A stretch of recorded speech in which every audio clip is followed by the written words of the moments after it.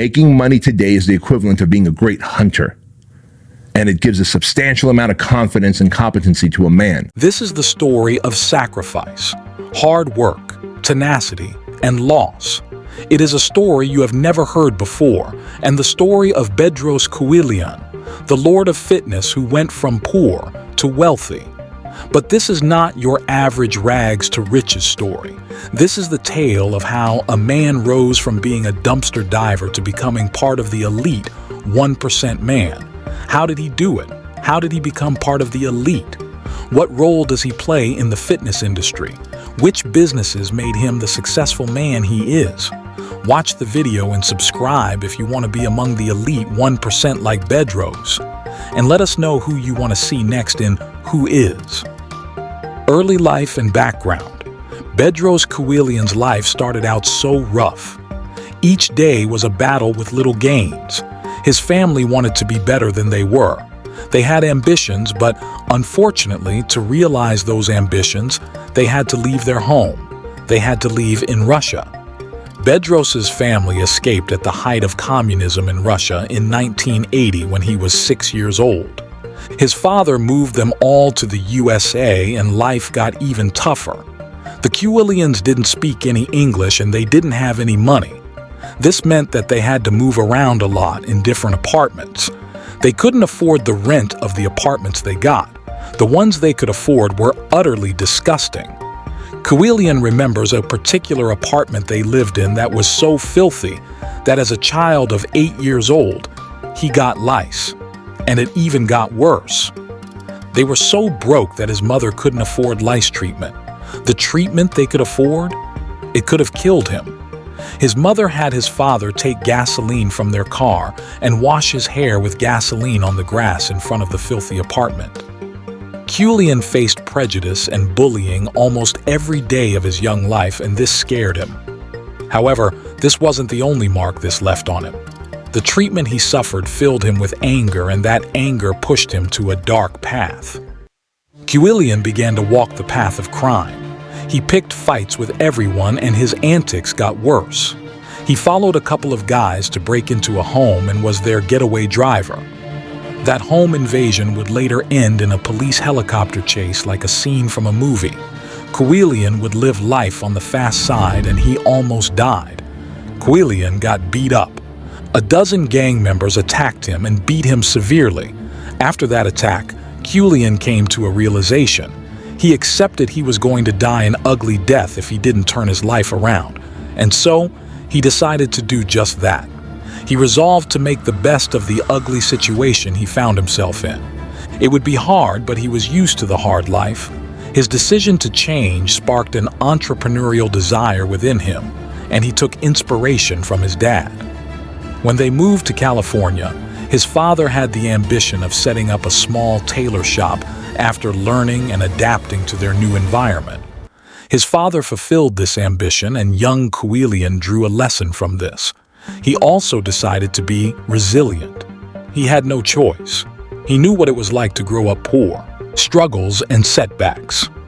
Growing up broke meant that the Keuilian family never really had enough food. The little they could get came from the dumpster, and some of the food there was spoiled and bad for their health. The inability to eat right meant that young Bedros was overweight, and this would be the key to his success. Keuilian first decided he wanted to lose weight because he wanted to impress his date for prom. However, the gym soon became his place of peace. Right from the beginning, Keuilian has had to face tough times on many grounds, whether growing up in a new place, dealing with bullies, or starting a business. Challenges kept coming at him hard. In an interview with Tom Bilyeu on the Impact Theory podcast, Keuilian spoke about his strong reason to keep going, his anger, rage, and dark feelings.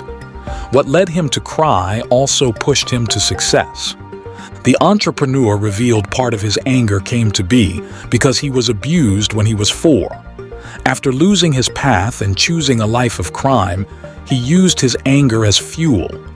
Going through what he had to endure as a young boy meant he had to toughen up and channel himself towards achieving great feats. One of the challenges he had to put himself through was when he decided to run a marathon to face his fears of failing. Before the marathon, he had viewed himself as a weightlifter and wanted to do something to challenge himself and break his weightlifting routine. After running a marathon, Bedros gave himself another challenge. He stepped into the ring with a pro fighter, knowing he'd probably get beaten up. But he did it to prove to himself that he could overcome anything. By 1997, Quillian's first mental challenge came when he completely changed his ways and started his first business. He started running an online supplement store called TotalMuscle.com. Unfortunately, his business wouldn't be successful. As innovative as he was, Quillian's business was far ahead of its time. Fortunately, the challenges Quillian faced made him tough.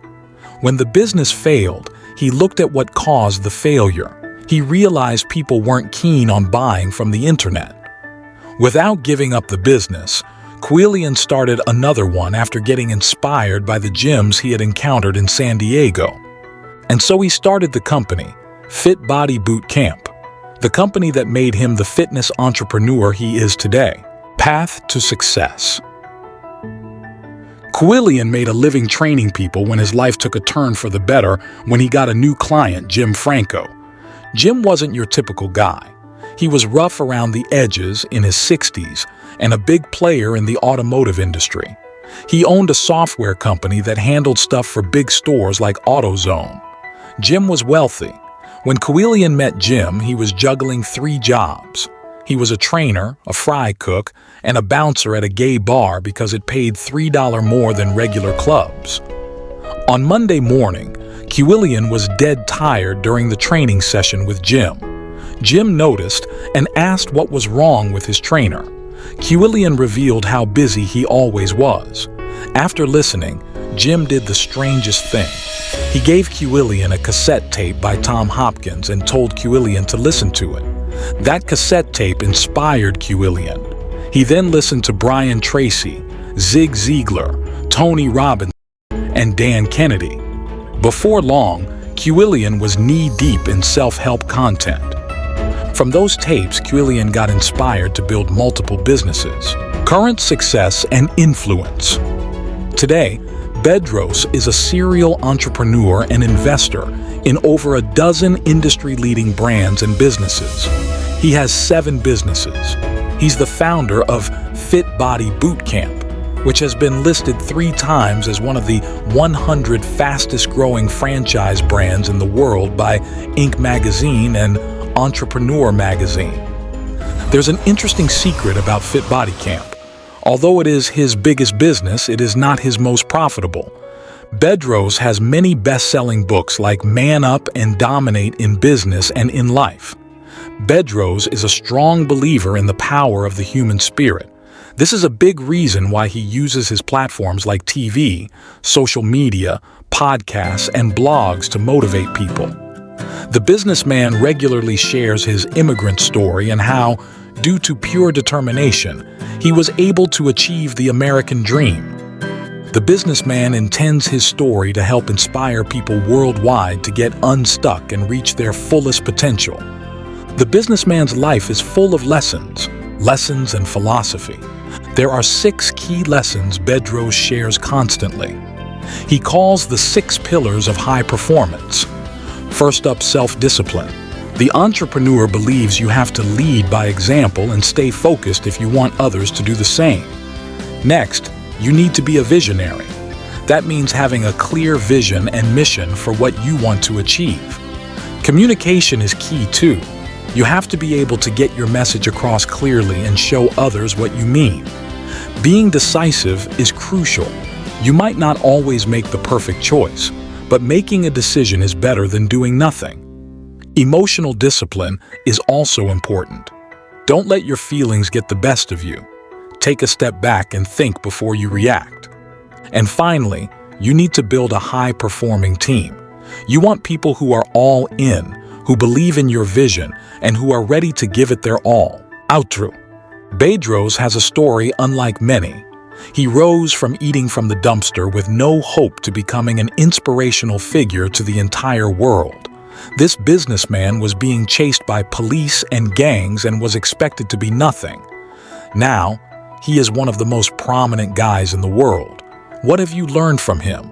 Let us know in the comments. Subscribe if you like Bedros to belong to the 1%, and let us know who you want to see next in Who Is.